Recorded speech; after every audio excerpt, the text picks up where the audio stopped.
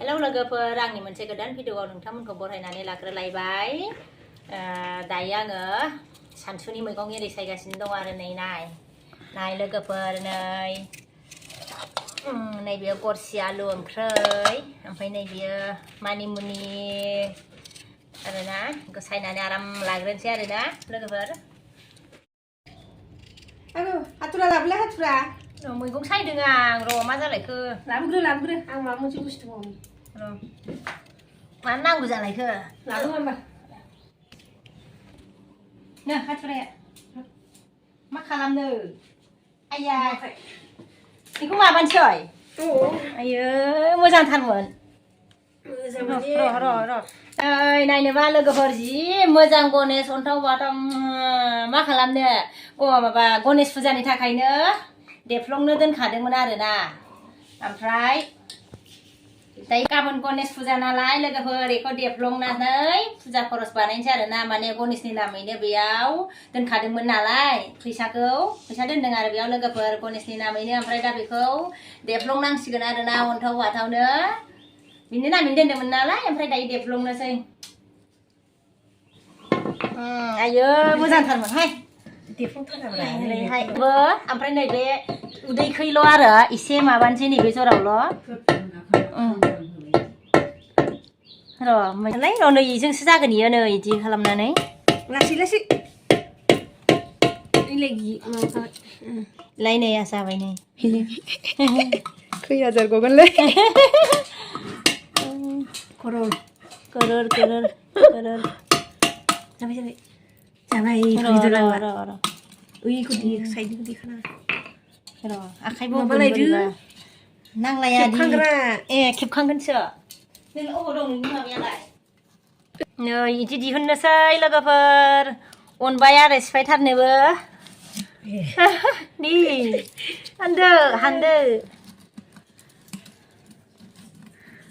उदैजों जि मोजांमोनहाय अन्थाव बाथावनो 50 रुपिससो बैखैसो दङ इदि बाराय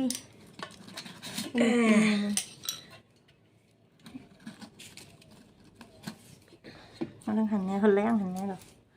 जिगोन दे जियाहाय थननानै दोनखानांगौ गाव रावैनो सोजाबायना गाव रावैनो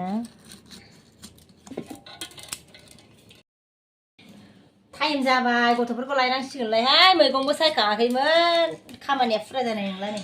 दोनथ'लांनांसिगोनसो टाइम जाबायना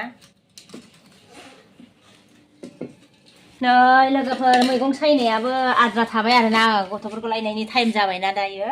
ओंखायनो दोनथ'लांनांसिगोन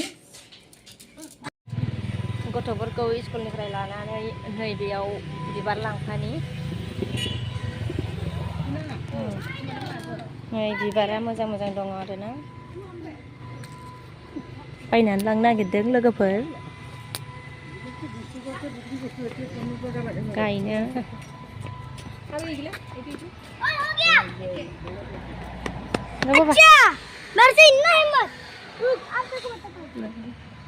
बिबारफोरानो मोजां ना लोगोफोर गायनो बायनानै लांनो नागिरदों आरो ayo mana sih kalau mana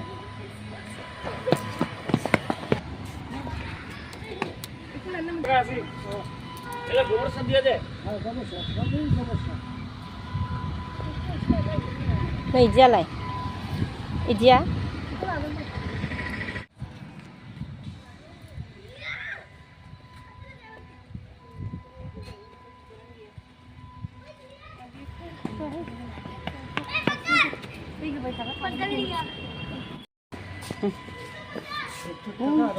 नै लोगोफोर इसोरखौ लाबाय आरोना गेन्दे फुल ओमफ्राय बिबारखौ गोजाखौ गैया गोजाखौ लादिया बिबारखौ लानानै थांनो ओंखारफिनबाय लोगोफोर लाखांबाय आरोना बेखौ भाजा एवबाय ओमफ्राय नै ओंख्रिया गरसि आलुआबो मोनबाय आरोना ओंखामानो गाबथ'वाखै आरोना ओंखाम मोनबाथाय जानोसै जि उखैबाय दिनैनि भिडिअखौ बेयावनो दोनथ'नोसै लोगोफोर नेक्स्ट भिडिअआव लोगो मोनफिनसिगोन अननानै लाइक खालामदो साबस्क्राइब खालामदो शेयार खालामदो लोगोसेनो खाथियाव थानाय बेल आइकनखौ थुनानै होदो बाय